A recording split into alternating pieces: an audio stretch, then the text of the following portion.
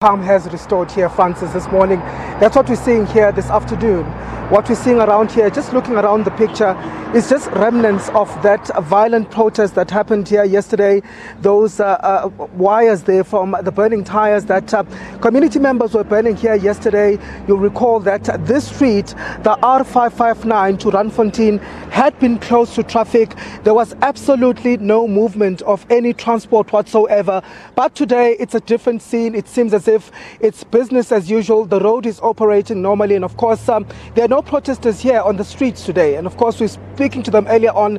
One of the leaders told us that the reason why they decided to stop the protest is because they wanted to go back and wait for that court action that is being taken by the councillor.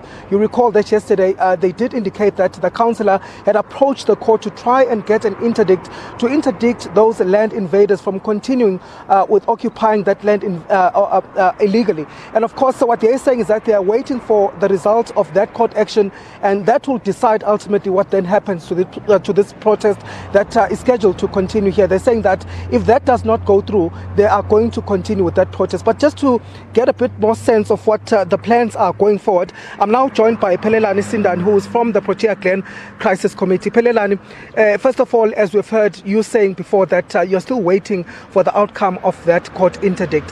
What happens then if it doesn't go your way?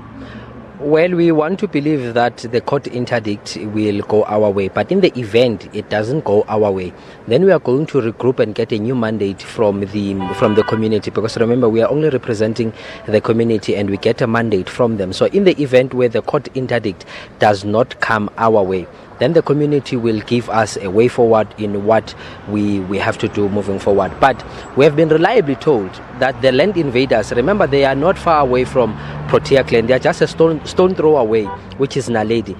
We were told that tomorrow they are having a meeting 6:30 at night where they are going to consolidate. On Thursday, they are coming again in numbers to invade, because yesterday they couldn't come because we were here protecting the land. So they will be coming on Thursday. That's what we were told. If that is to be believed, then we are going to mobilize, and unfortunately, if the authorities are not going to protect the land as we have proposed to them, to say that land, it's a land that belongs to City of Joburg. Whether you outsource a security company or you deploy law enforcement agencies to come and protect and safeguard that piece of land, if they are going to ignore that cry, that plea from us, if these people come, then we are going to defend that particular land. By defend, what do you mean? What sort of action are you going to take? I want to believe that we will have an engagement with them. But if they are not prepared to engage with us, we will try by all means that on Thursday we notify the councillor, that the councillor notifies the JMPD and those POPs, police officers who were here shooting us yesterday, as you would remember. We would want them to come and be there so that they can shoot those who will be occupying the land. But we'll try by all means to avoid black on black. We don't want black on black. It's not good that blood can be spilled for a piece of land that the government can rightfully avoid such. Because remember, Manqonba, if those people come, they have their own reasons. We don't know what the reasons are, but we are safeguarding our houses, because once you have squatters next to bond houses, they themselves told us the land is not serviced.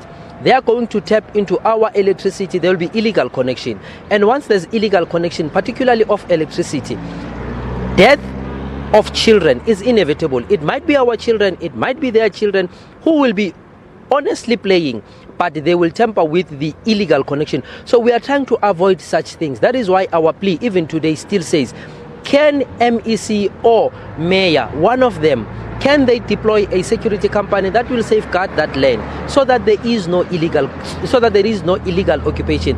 I don't think that requires them to go to parliament and somebody must approve that. They can sit down and deploy law enforcement so that that land might be protected, to avoid such things. One of the reasons why I'm even telling them that there's a meeting that is sitting tonight 6:30 at Naledi, and then on Thursday they'll be coming in numbers to try and occupy, is so that they can be here and stop these people, so that there is no confrontation between us and them.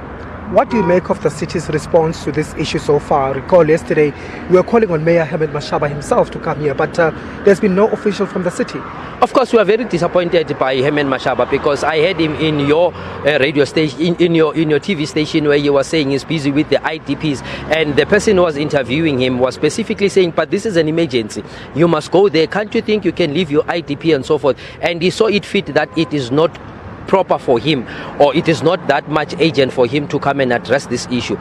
We are very disappointed with that, I must say, but we want to believe that our councillor will do everything in his power in making sure that he engages with them, because remember, the councillor is our representative in terms of liaising with the mayor, so we want to believe that if he can't hear us, at least let him hear our councillor, let our councillor speak on our behalf to say, we don't want black on black, we don't want confrontation, let them come and safeguard that piece of land, because it's the city's piece of land where they are going to build RDP houses there. So at least the onus is upon them to safeguard that piece of land, not us. What we are doing, it is just to assist them, and we are only safeguarding the property, and we are only safeguarding the loss of life, both from us and the land invaders, and ultimately might be for our children when they would be allowed to come and invade, then from there and connect. What's the general feeling now amongst the community members? Are they saying that they're going to continue with the strike if, of course, they don't get an answer, and if that piece of land is not guarded? That one is very clear.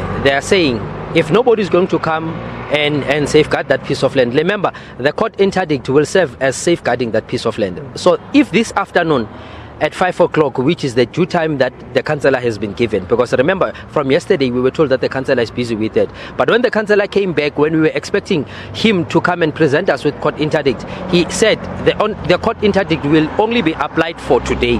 So the community said then at 5 o'clock today, if the court interdict is not there, then chances are tomorrow there might be a road closure. But if not tomorrow, it will be on Thursday, depending what the information that we get is. Okay, thank you. Let's hold it there for now. That is Pelelani Sindani, who is from the Protea Glen Crisis Committee, explaining to us that as community members, they are not giving up this fight yet. They still want officials to intervene in this land invasion issue, saying that it's an issue that really has got them very concerned as community members. And of course, saying that if that court interdict today goes against what they were hoping for, that protest will resume tomorrow morning. It's back to you in studio, Francis. Manqonba Mchunu reporting live from Protea Glen in Soweto. Now to the courts.